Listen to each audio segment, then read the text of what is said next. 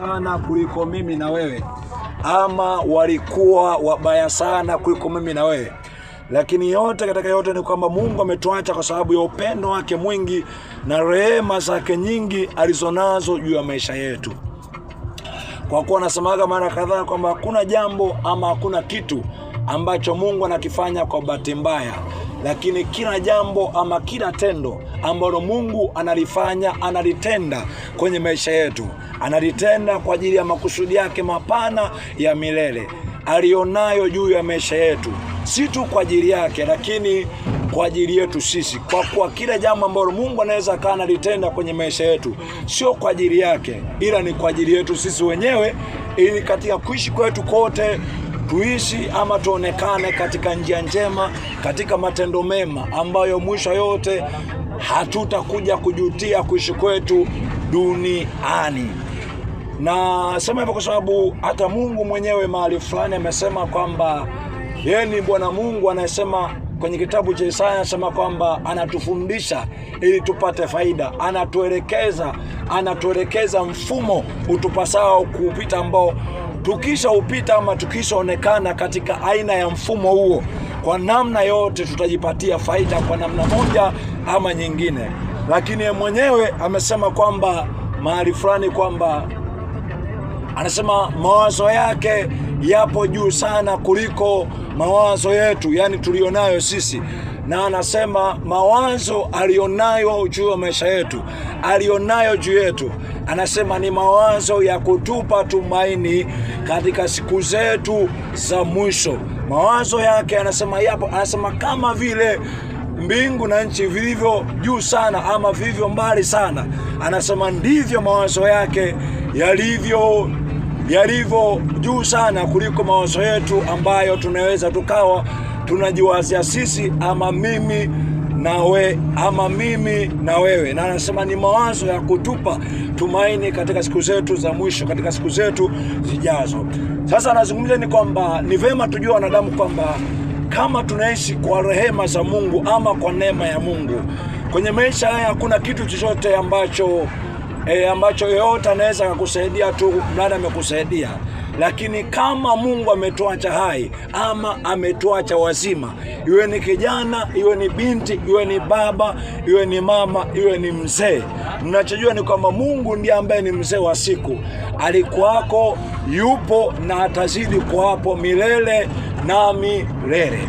Lakini nasema kwamba ni vema tujifunze jambo moja, kwamba tumeachwa hai kwa neno la Mungu ama kwa rehema za Mungu. Ni vema tungejiuliza kwamba kwa nini Mungu ametuacha hai? Kwa nini Mungu ametuacha hivi tulivyo? Je, kwamba tulikuwa na mema ama tulikuwa wema sana kuliko wale ambao hawakuweza kuifikia siku ya leo? Hasha, sio hivyo. Huenda sisi ndio tulikuwa na matendo mabaya zaidi kuliko wale ndugu zetu waliotangulia. Lakini je, Mungu anafanya yote haya kwa ajili ya nini? Je, anafanya kwamba yeye anatuhitaji sisi sana, kwamba yani yeye bila sisi hawezi chochote? Mungu ametuacha hai kwa ajili ya nini? Ametuacha wazima, ametuacha tuione Jumatatu ya leo. Ametuacha hai kwa ajili ya nini? Ametuacha hai kwa ajili ya nini? Kwa nini ametuacha hivi tulivyo? Yani kwa nini yeye ametuacha? Je, tulivyo hivi ndivyo ambavyo tutakuwa? Yani hali tulizonazo tutakuwa nazo milele? Ni vema tujue kwamba kama kuna uzima ambao Mungu ametujalia, huu uzima tulionao hatutakuwa nao milele. Ndio maana kuna watu, kama unaweza nimekaa kama nilivyokaa, kuna watu ambao siku ya leo, saa hii ya sasa, hawana uwezo wa kukaa, wanaumwa wao wenyewe, sangaraba ni kulala. Basi kama unaweza ukawa umesimama, kuna watu ambao hawana uwezo wa kusimama kushikilia bomba. Kuna chakula ambacho wewe unakisema ni kizuri, ni kitamu, ambacho wewe ukila hicho chakula unajisikia vizuri. Hicho chakula hicho kuna watu ambao wanakipenda, lakini hawana uwezo wa kula, na wao wenyewe kwenye akili zao, kwenye fahamu zao walikuwa na chakula ambacho walikuwa nakipenda sana. Lakini huenda siku ya leo kile chakula ambacho walikuwa nakipenda sana hawana uwezo wa kula tena. Hata wakila yani kile chakula hakiliki tena, wako kwenye hali mbaya za mateso na maumivu ya hapa na pale. Ni vema tujiulize wanadamu kwamba kijana iwe ni binti yoyote, mama wa aina yoyote, baba aina yoyote, hata ukisema ni mzee sawa, na mimi nasema ni mzee, lakini tujitafakari, tujiulize kwa nini Mungu ametuacha hai. Nasemaga mara kadhaa kwenye maeneo mbalimbali ambayo nakuwa nahubiri ama nashuhudia kwamba ni vema tujue kwamba kila tukio ambalo linatokea kwa mwanadamu yeyote yule, kwa mwanadamu yeyote wa aina yote yule, ni fundisho ama ni indiketa ya kwamba lile jambo ama lile tukio lililompata yule jirani yangu yule, mtu yule, rafiki yule, mpendwa yule, jirani yangu yule, lile tukio linaweza likanipitia hata mimi mwenyewe, likanifikia mimi mwenyewe. Ndio maana kwenye kitabu cha Mhubiri ule mlango wa 12 mstari wa kwanza anasema mkumbuke Muumba wako, anasema siku za ujana wako, anasema kabla hazijakaribia siku ama miaka ambayo utasema kwamba sina furaha katika siku hizo, sina furaha katika miaka hiyo. Anasema nini hapa? Anasema mkumbuke Muumba wako, anasema kabla hazijakaribia, manake ni siku mbaya, ni siku za maumivu, ni siku za mateso, ni siku, sababu hizo siku mbaya ni karibu, hizo siku zipo, ni siku ambazo zipo, ni siku ambazo zipo za maumivu, za mateso, za maumivu zenyewe zipo, ila shida ni kwamba zitakukuta ukiwa na hali gani, ukiwa na maisha ya aina gani, ukiwa na matendo ya aina gani. Sasa yote ni kwamba kama uhai tulionao ama uzima tulionao tumepewa kama zawadi kutoka kwa Mungu, na kama zawadi hii aliyotupa Mungu, ataona sababu tena na tena pale ambapo ataona hii zawadi aliyotupa, aliyotujalia, tunawaza ama tunatafuta kuitumia vizuri.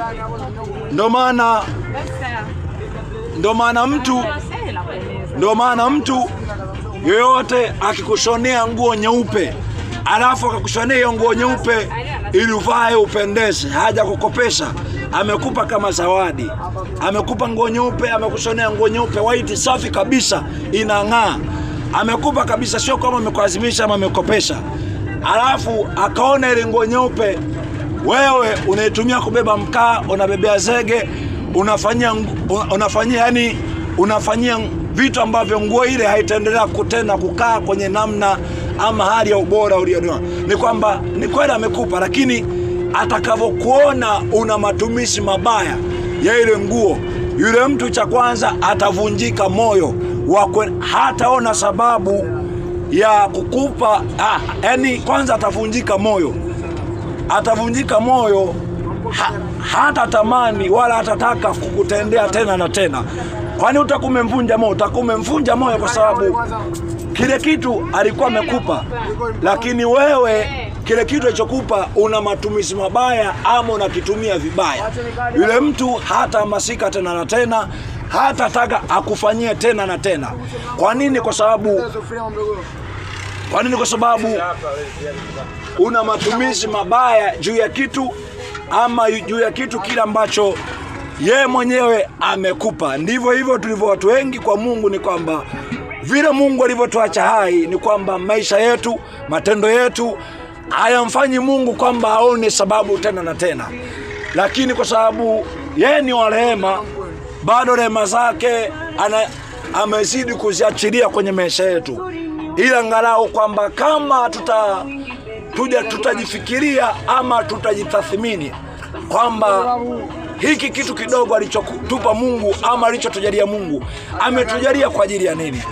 Nimesema kwa mwanzo kwamba jambo lote jema ama baya linalompata mtu yote yule, lile ni indiketa ya kwamba hata mimi mwenyewe naweza nikalifikiria.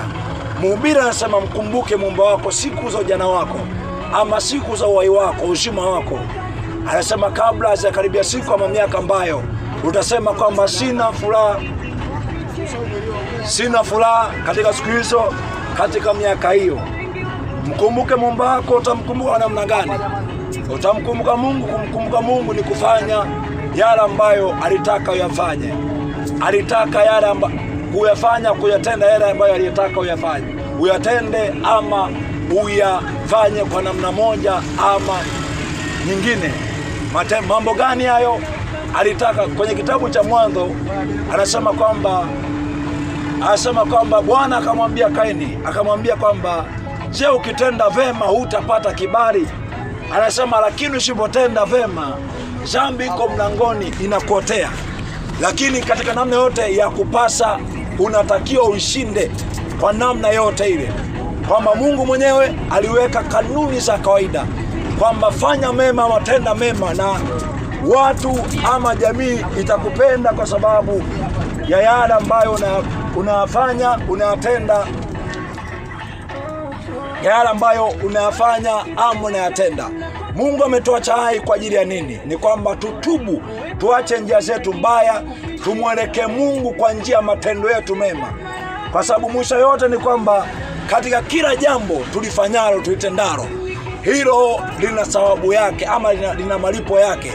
Ndio maana maandiko yanasema kwamba maana pandacho mtu ndicho atakachokivuna, kama ni kibaya ama kama ni chema.